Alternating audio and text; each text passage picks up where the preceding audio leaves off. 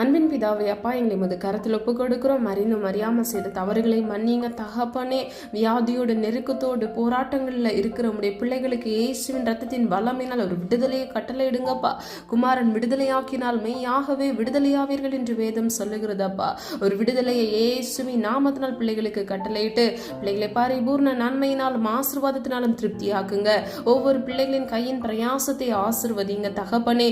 கையிட்டு செய்கிற ஒவ்வொரு காரியங்களிலும் ஆசீர்வாதங்களை கட்டளையிடுங்கப்பா. யாக்கோபுக்கு விரோதமான மந்திரவாதமும் இல்லை, இஸ்ரவேலுக்கு விரோதமான குறி சொல்லுதலும் இல்லை என்று சொன்னீங்களே.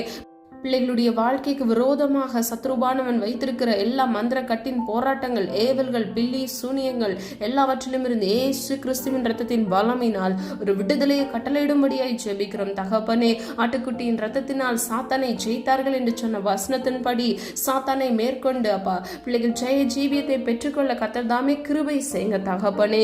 சத்ருவானவனுக்கு எதிர்த்து நில்லுங்கள், அப்பொழுது அவன் உங்களை விட்டு ஓடி போவான் என்று சொன்ன வசனத்தின்படி தகப்பனே, பிசாசுக்கு எதிர்த்து நின்று பிசாசுக்கு கன்னிகளாக உடைய பிள்ளைகள் மாற பிள்ளைகளை ஆசீர்வதிங்க. பிள்ளைகளை பாதுகாத்து கொள்ளுங்க. பிள்ளைகள் வாழ்க்கையில் இழந்து போன எல்லா ஆசீர்வாதத்தையும் இயேசுவின் நாமத்தினால் இரட்டிப்பாக மீண்டும் பெற்றுக்கொள்ள கர்த்தர் தாமே கிருபை செய்யுங்க.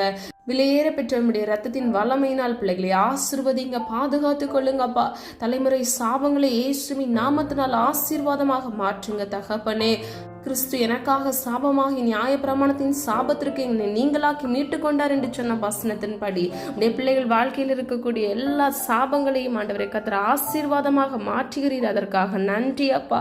தடைகளை மாற்றுங்க அப்பா. தடைகளை தகர்க்கிறவர் நீர் ஆண்டவரை. நீர் சொல்லாகும், நீர் கட்டளையிட நிற்கும் அப்பா. ஒவ்வொரு பிள்ளைகளையும் காத்துக்கொள்ளுங்க, ஆசீர்வதிங்க தகப்பனே.